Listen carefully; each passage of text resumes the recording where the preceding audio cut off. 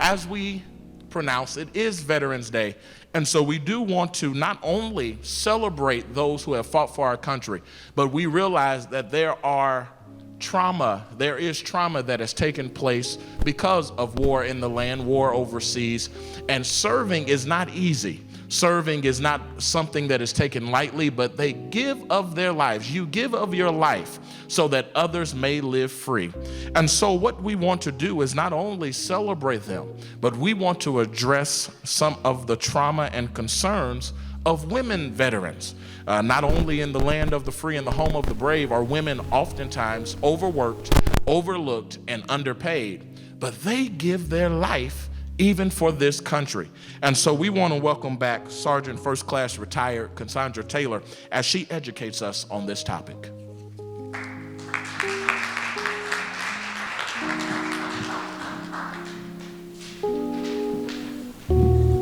Good morning, everyone, and thank you for being here today in celebration of the United States military personnel. Once again, can you give us a round of applause? Today I am here to speak on the concerns and the stats of the women veterans that are in our military, those that are in and those that are no longer serving. Did you know that there are over 2 million women veterans in the United States? Our voices aren't heard like we'd wish it to be, but I'm here today to speak for those that either cannot speak or would love to speak, but don't have the voice to speak. The military is vastly growing with female veterans. In 2000, there was a 4% raise in women joining the military. And we have projected that by 2040, there will be 18% women in the military. So what does that tell you about the military? What does that tell you about women wanting to join? A lot of women are fearful of joining the military because of what they have seen in the news with the military sexual trauma, which is known as MST. It is vastly growing. I will not stand here and lie to you. Being a survivor of military sexual trauma, I can tell you it is hard. But don't let that stop you. Because what did I tell you? How many years did I have in the military? 28 years. I never let it stop me. And I'm saying that to the women that are in the listening view, that can hear my voice, don't let that stop you. Fight like a girl.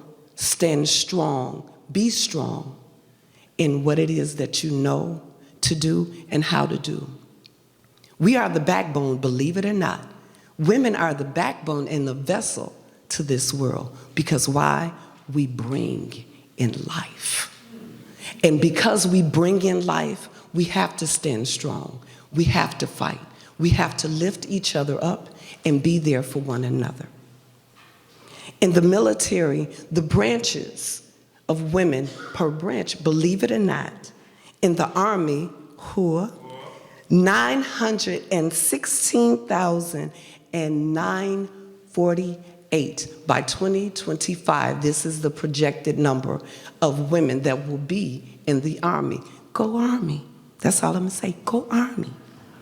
And in the Air Force, it's 464,069. The Navy, I know there's some Navy folks back there, okay. 4,009, 586. The Marines, got one with me, 124,169. And then the reserves. And the difference between active duty and the reason they change it into the reserves is because of where you are. The Navy has a reserve unit, the Army has a reserve unit, and the Marines. But they clamp them all together, and that number comes up to 157,385. But what does this tell you, people? Women are strong. Don't let this stop you. Go to the VA. For those that have served in the military, and I know you're reluctant about going into the VA when there's something going on with you, but that's the best place for you, sweetie. Believe me when I tell you, I was reluctant when I got out because I have my job. So I'm gonna use my medical insurance from my job to go to the VA to take care of me. But it's two things I wanna tell you. When you use your job medical insurance, you're being billed for it. You serve this country, girl. And boys, okay, I won't forget y'all. But you serve this country. Uncle Sam owes you. If nothing else, they owe you for your health, whether it's physical, mental, or emotional. So I implore you, use your benefits. Find a representative that can help you with your benefits to get what's due to you, even if it's 10%. Don't worry about it. The VA is gonna take care of you. Why? Because they're supposed to. And if they don't do what they're supposed to do, I'm gonna tell you like my friend told me, put on your own white jacket and seek for yourself. Call on that VA. Hey, it's been a week. You have not called me. I have this issue. Do it yourself. And if you have a loved one that's elderly, that's a veteran, put on a white jacket for them so that they can get the care that they need and what they're supposed to have. And I'm going to give out some numbers, and then I'm going to introduce a veteran representative, Tasha Finney. Tasha Finney. But the numbers that are available for any veteran and family member is 1-800, come on, write it down, 1-800-827-1000. That's where you start off. That's your go-to number, and hit your options. They're gonna ask you what branch. They're gonna ask you if you're the veteran, what's the Social Security number. Be prepared, and be prepared to have pen in hand. But if there's someone out there that is struggling mentally and they need someone to talk to, I'm not gonna give you my number, but the number I will give you is to dial 988, hit option number 1. They are there for you. You are not in this alone, okay? And without further ado, I will introduce Ms. Tasha Finney from the VA. Good morning, everyone. Good morning. I'm ecstatic to be here. My name is Tanisha Finney, and I'm here to represent the Department of Veterans Affairs today. I see wonderful faces in the audience, some of whom I am familiar with. I heard the host speak of trauma. The MC also mentioned trauma. And currently, I serve in the capacity of a clinical social worker. I'm an outpatient therapist. I came to the VA family in 2006 as an intern at a program called the Vet Center. I'll speak a little bit about that. And my reason for wanting to come to the VA is because I am a product of a community that's staunched in lots of trauma. My brother is a Marine veteran. My father is also a veteran who served in the Army. And being able to see firsthand how devastating and insidious trauma could be. As I pursued my master's, I said, I have to go to the VA. I don't want to be anywhere else. I have to, because it's such an isolating experience to be traumatized and not be able to work your way out of that. So I thank the heavens that I was allowed and am still allowed to live my dream of providing services to veterans. So, why the VA for you? Of course, I took notes.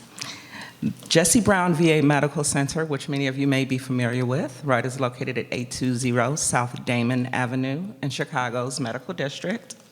It is a tertiary facility, which means that they provide the spectrum of inpatient, outpatient, intensive outpatient, specialty and subspecialty services there.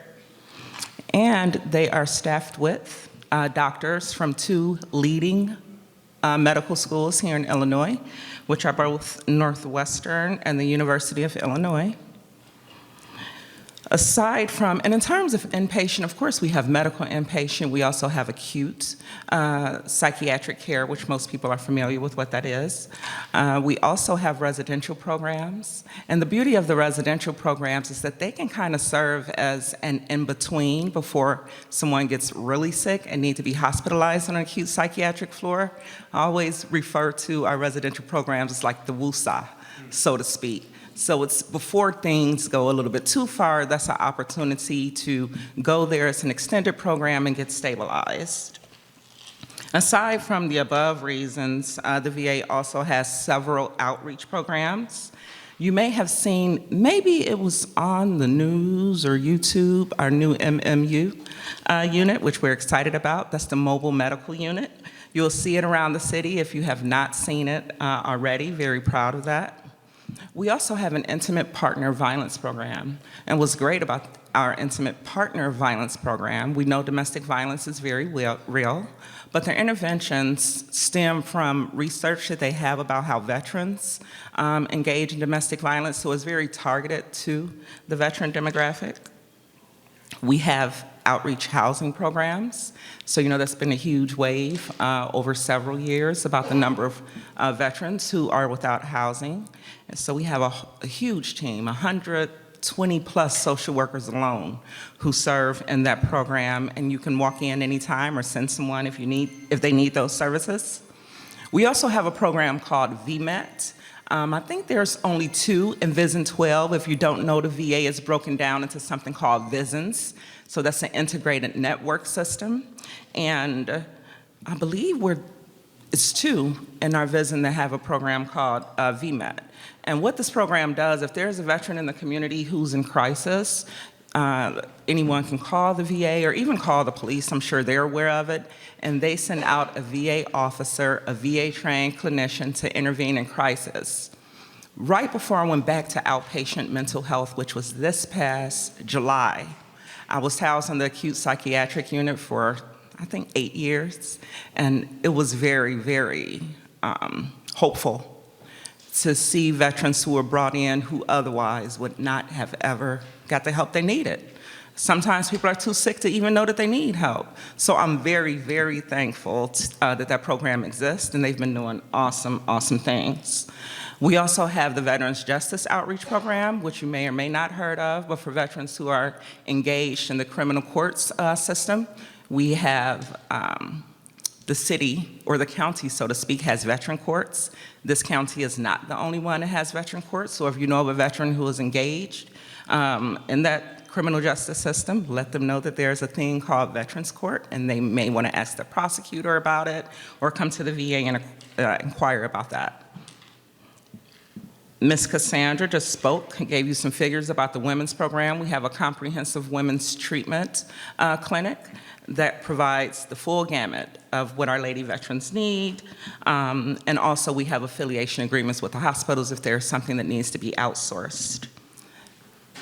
Have you heard of the Caregiver Support Program?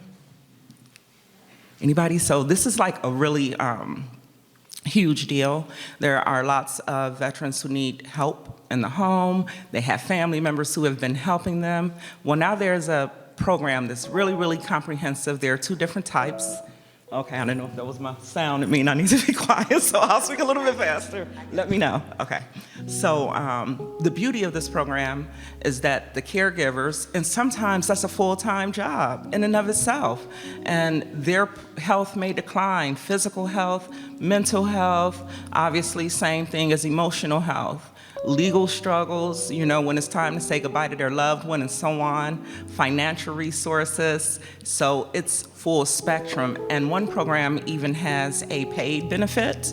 So if someone is taking care of a veteran, this is a way where they can actually be compensated for taking care of them and get the care they need. So all of the services that the veterans get, the caregiver will get also, and of course that's based on eligibility status, so you'll go through an intake process, okay? And that's that. Thank you. I had so much more to say. It was a delight.